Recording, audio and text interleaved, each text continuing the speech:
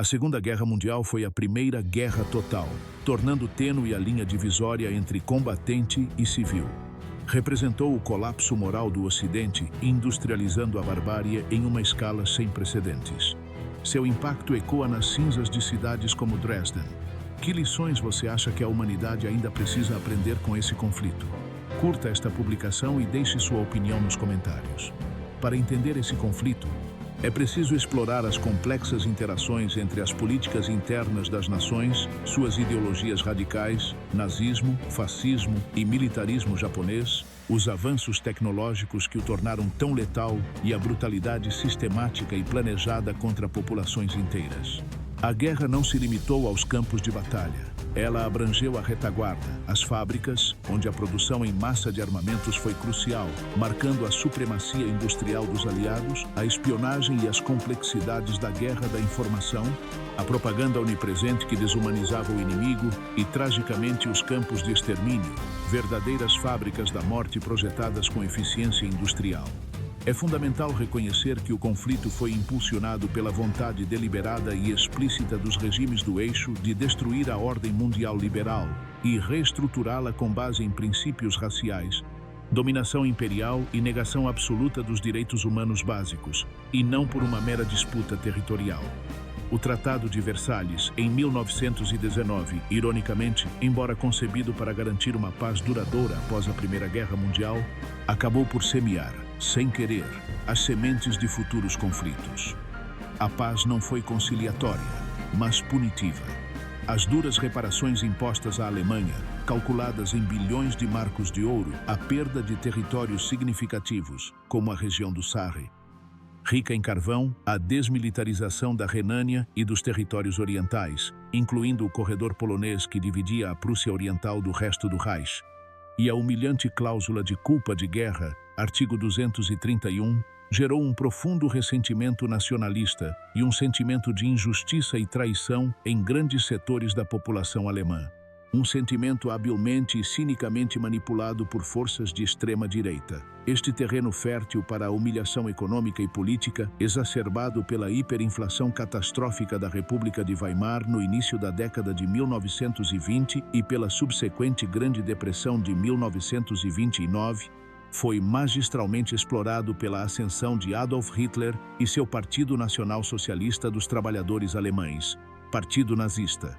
Hitler, um demagogo carismático e mestre pioneiro da propaganda moderna, com figuras-chave como Joseph Goebbels, prometeu não apenas restaurar a grandeza alemã e romper as correntes de Versalhes, mas também unir todos os povos de língua alemã em uma única e poderosa nação, um Reich de 1000 anos, apelando para mitos de pureza racial.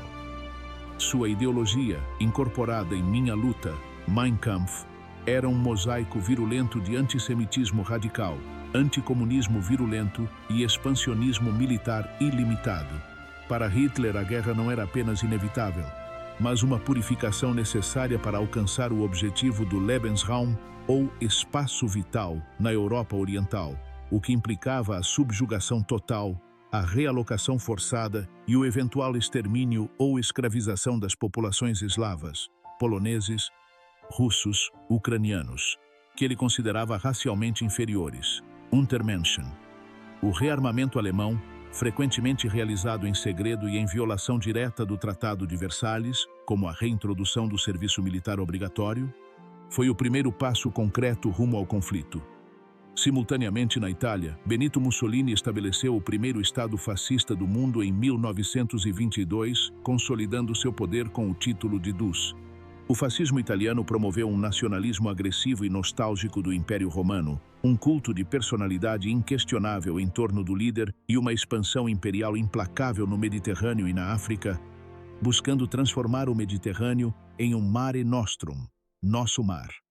A invasão da Etiópia, Abissínia, em 1935, em clara violação dos princípios da ineficaz Liga das Nações e com o uso documentado de armas químicas nessa campanha, gás mostarda, serviu de um ensaio brutal para a agressão fascista e expôs ao mundo a fragilidade moral e operacional das potências democráticas que se recusaram a tomar medidas decisivas, aplicando apenas sanções simbólicas.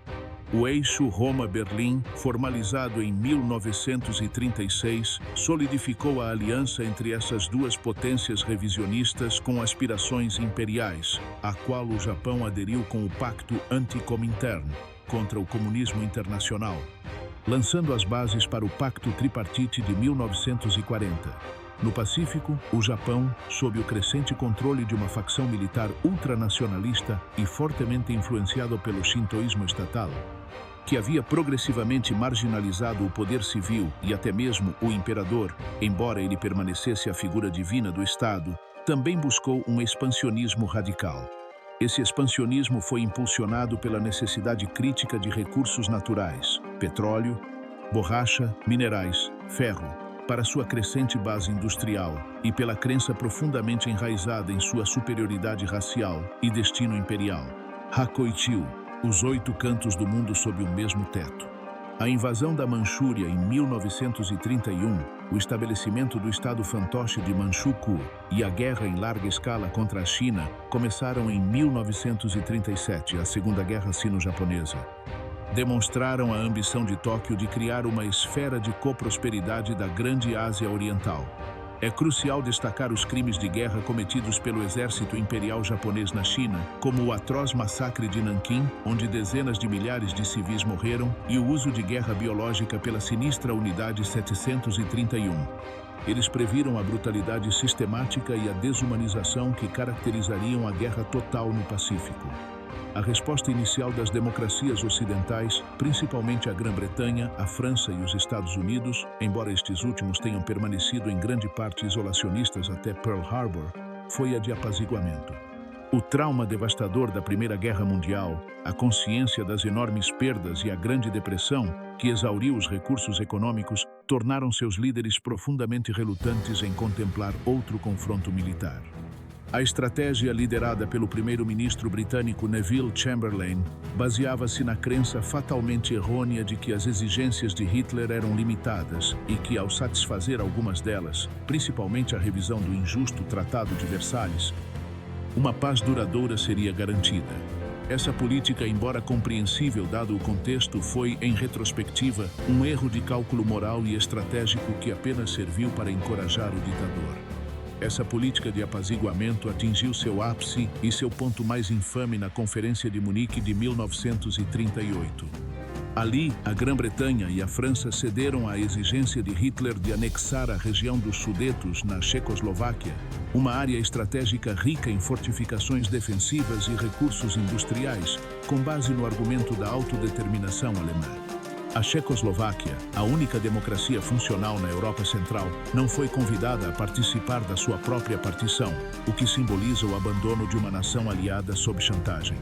Chamberlain retornou a Londres proclamando que havia garantido a paz para o nosso tempo. Uma afirmação que a história desmentiria em menos de um ano.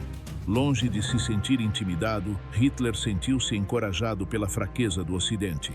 Em março de 1939, ele quebrou suas promessas e ocupou o restante da Tchecoslováquia, Boêmia e Morávia, estabelecendo um protetorado e deixando claro que seu objetivo não era a autodeterminação dos alemães, mas a conquista total e o desprezo pelos acordos internacionais. Foi esse ato de flagrante quebra de confiança que finalmente convenceu a Grã-Bretanha e a França das intenções beligerantes e ilimitadas de Hitler, levando-as a garantir a independência da Polônia. O passo final rumo à guerra foi dado com o Pacto Molotov-Ribbentrop em agosto de 1939, um pacto de não agressão surpreendente entre a Alemanha nazista e a União Soviética. Liderada por Joseph Stalin, ideologicamente opostos, fascismo versus comunismo, prevaleceram a conveniência pragmática e o cálculo estratégico. Este acordo, que incluía um protocolo secreto devastador para dividir a Polônia e outras esferas de influência na Europa Oriental, incluindo os Estados Bálticos, livrou Hitler da ameaça imediata de uma guerra em duas frentes e deu-lhe sinal verde para o seu plano de invasão. Para Stalin, isso significava ganhar um tempo precioso para se rearmar após os expurgos em massa no Exército Vermelho e, crucialmente, para recuperar os territórios perdidos na Primeira Guerra Mundial. A guerra começou às 4h45 da manhã de 1º de setembro de 1939, com a invasão alemã da Polônia, realizada através da nova e devastadora doutrina da Blitzkrieg, ou Guerra Relâmpago. Essa estratégia, um contraste radical com a guerra de trincheiras estática da Primeira Guerra Mundial, combinava a velocidade das divisões de tanques, Panzer, infantaria motorizada e apoio aéreo aproximado, Stuka, rompendo rapidamente as defesas inimigas em pontos-chave e cercando as forças estáticas. 2 dias depois, a Grã-Bretanha e a França, honrando tardiamente as garantias dadas à Polônia, declararam guerra à Alemanha. No entanto, a ajuda efetiva à Polônia foi escassa e o país foi rapidamente derrotado e dividido entre a Alemanha e a União Soviética, que invadiu pelo leste em 17 de setembro, cumprindo as cláusulas secretas do Pacto Molotov-Ribbentrop. Após a queda da Polônia, seguiu-se um período de 8 meses conhecidos como a Guerra do Coringa, Guerra de Mentira, ou Seat War. Na frente ocidental, as forças francesas e britânicas aguardavam atrás da imensa, porém estática, linha Maginot, enquanto Hitler preparava seu próximo movimento. Essa tranquilidade terminou abruptamente em abril de 1940, quando a Alemanha invadiu a Dinamarca e a Noruega para garantir o fornecimento vital de minério de ferro sueco, crucial para a máquina de guerra alemã, e estabelecer bases navais cruciais para o combate no Atlântico. O golpe decisivo veio em maio de 1940, com a invasão da França, Bélgica e Holanda. Numa jogada ousada e sem precedentes, os Panzer alemães, liderados por generais como Guderian e Rommel, contornaram a fortemente defendida linha Maginot e atacaram através das supostamente impenetráveis colinas arborizadas das Ardenas, uma manobra inesperada pelo alto comando francês, que ainda pensava em termos de guerra de trincheiras. As forças aliadas foram rapidamente flanqueadas e a força expedicionária britânica se viu encurralada contra o mar em Dunkerque. A Operação Dínamo resultou na evacuação milagrosa de mais de 338 mil soldados britânicos e franceses, transportados por uma flotilha improvisada de embarcações militares e civis, um triunfo da vontade britânica, mas deixando para trás todo o seu equipamento pesado. A França caiu em 22 de junho de 1940, humilhada e dividida em uma zona de ocupação alemã e o Estado fantoche colaboracionista da França de Vichy. Esse desastre deixou a Grã-Bretanha sozinha, sob a nova liderança de Winston Churchill, um homem cuja eloquência inabalável e vontade de ferro se tornariam o símbolo máximo da resistência democrática. A Batalha da Grã-Bretanha, travada principalmente no ar durante o verão e o outono de 1940, foi a primeira grande derrota estratégica da Alemanha nazista e o primeiro revés para a Blitzkrieg. A Luftwaffe tentou destruir a Força Aérea Real para obter superioridade aérea, um pré-requisito essencial para a Operação Leão Marinho, a invasão anfíbia da Grã-Bretanha. No entanto, foi repelida pela tenaz defesa britânica, auxiliada pela rede de radares Chain Home, que forneceu um alerta antecipado crucial, e pelos eficientes caças, os Spitfire e o Hurricane. Apesar do Blitz, bombardeio contínuo de cidades como Londres, Coventry e Liverpool, um ato estratégico de terror destinado a quebrar o moral da população civil, Hitler foi forçado a adiar a invasão indefinidamente, uma reviravolta crucial que impediu o colapso dos aliados na Europa Ocidental e manteve vivas as esperanças da Grã-Bretanha. Simultaneamente, o conflito espalhou-se para o Mediterrâneo e para o norte de África. Sob o comando de Mussolini, a Itália tentou, sem sucesso, invadir a Grécia e o Egito, demonstrando a fraqueza inerente de suas forças e a falta de preparo logístico, o que obrigou Hitler a desviar recursos preciosos para resgatar seu aliado em dificuldades. O envio do Afrika Korps, sob o comando do marechal de campo Erwin Rommel, a Raposa do Deserto, a campanha no deserto transformou-se numa guerra de manobras, logística e desgaste.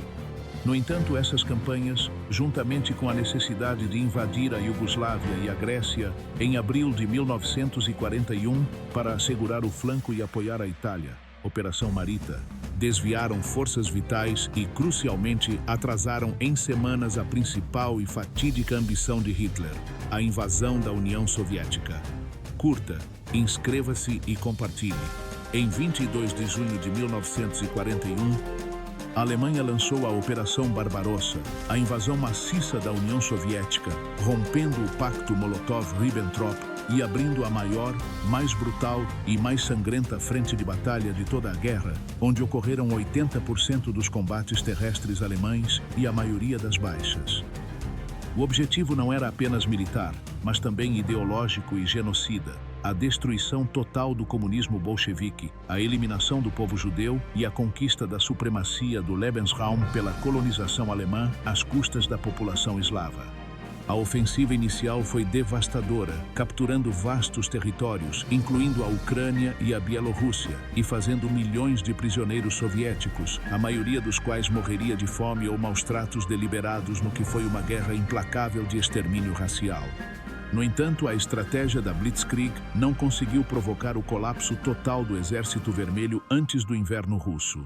A estratégia soviética de terra arrasada, a feroz resistência, a imensidão do país que levou as linhas de abastecimento alemãs ao limite e a chegada do inverno rigoroso, o General Inverno, deteve as forças alemãs nos portões de Leningrado, sob cerco por 900 dias.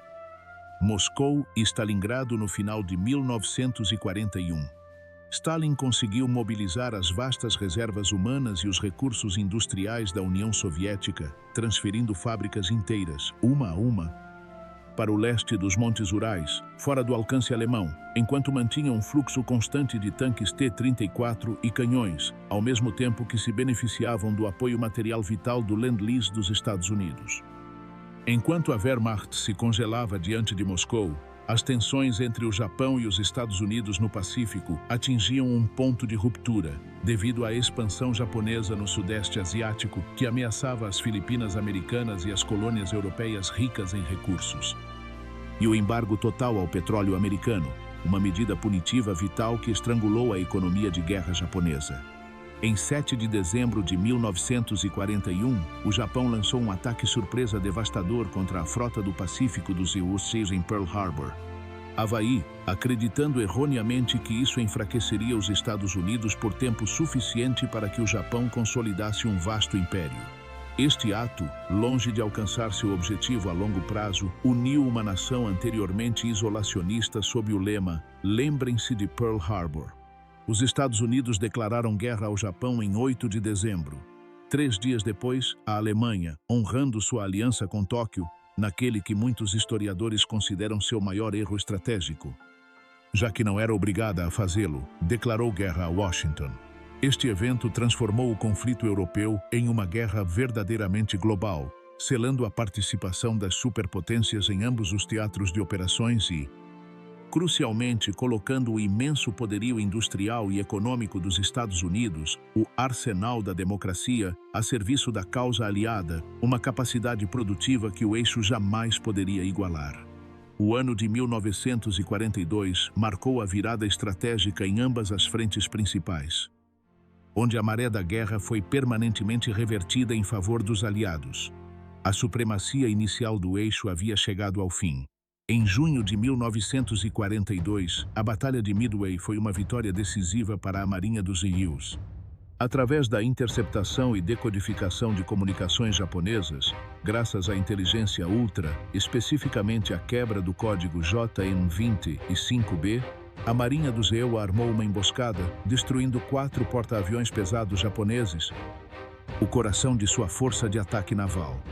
Essa perda, insubstituível pela limitada capacidade industrial do Japão, prejudicou permanentemente a capacidade ofensiva naval japonesa e marcou o início da estratégia aliada de saltos de ilha em ilha, island hopping, com foco em alcançar o território japonês.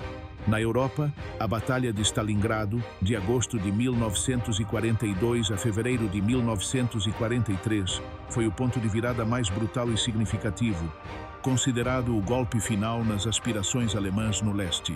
Os combates urbanos, casa a casa, cobraram seu preço em milhões de vidas em ambos os lados, mas finalmente a Operação Urano, um contra-ataque soviético maciço, cercou completamente o 6º Exército Alemão.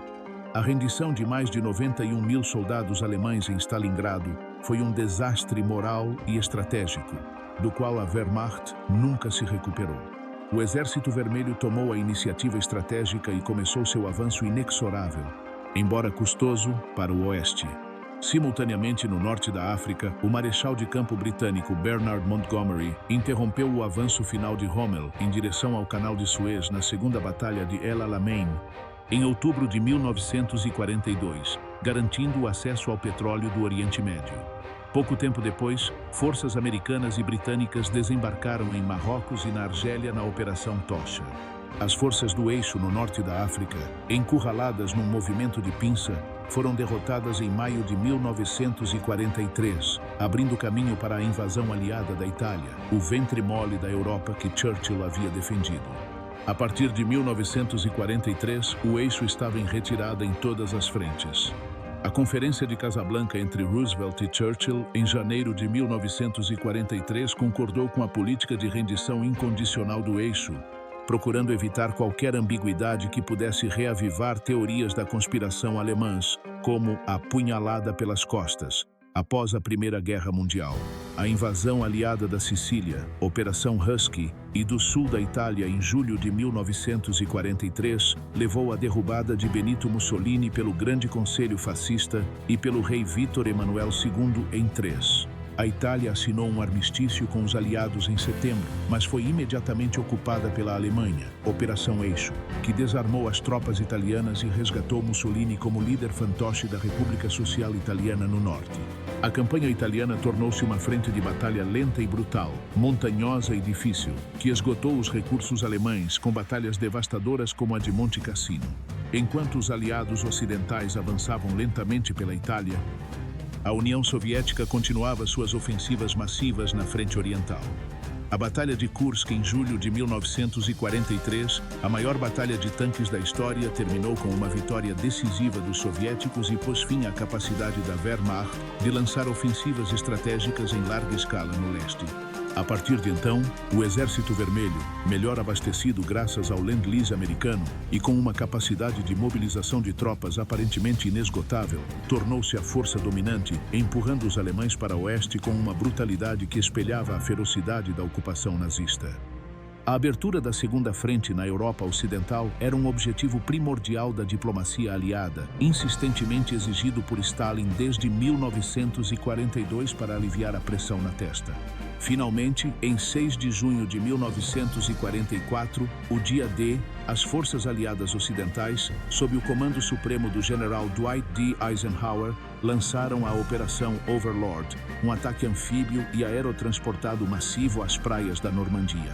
Apesar das ferozes defesas alemãs, o Muro do Atlântico e do massacre na praia de Omaha, os aliados conseguiram estabelecer uma cabeça de ponte. Após intensos combates no Bocage normando, cercas vivas densas e a crucial Batalha de Falaise, onde milhares de soldados alemães ficaram encurralados, as forças aliadas avançaram rapidamente. Paris foi libertada em agosto de 1944.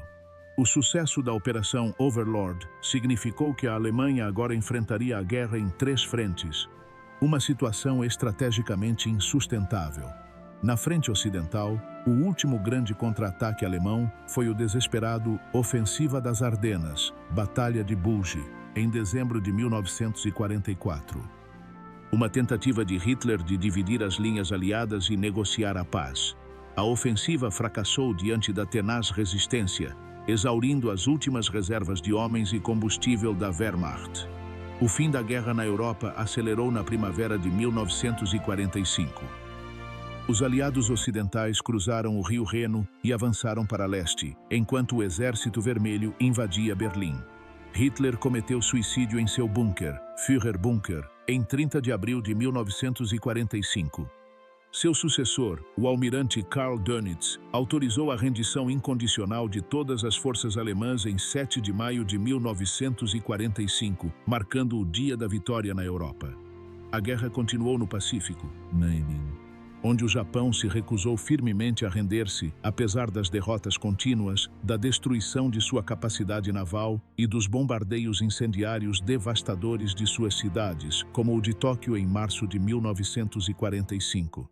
A cultura militar japonesa promovia a luta até o último homem, Bushido, evidente nas brutais e custosas batalhas de Iwo Jima e Okinawa, em 1945, onde as táticas Banzai e os ataques kamikaze causaram um grande número de baixas entre os aliados. As baixas prenunciaram um custo humano catastrófico para uma invasão direta das principais ilhas do Japão, Operação Downfall, estimado em milhões. O novo presidente do Z, Harry S. Truman, diante da perspectiva de uma guerra prolongada, da iminente invasão soviética do Extremo Oriente e do desejo de encerrar a guerra de forma decisiva para salvar vidas americanas e acelerar o fim antes do envolvimento total dos soviéticos, autorizou o uso de uma arma recém-desenvolvida no projeto secreto Manhattan: a bomba atômica.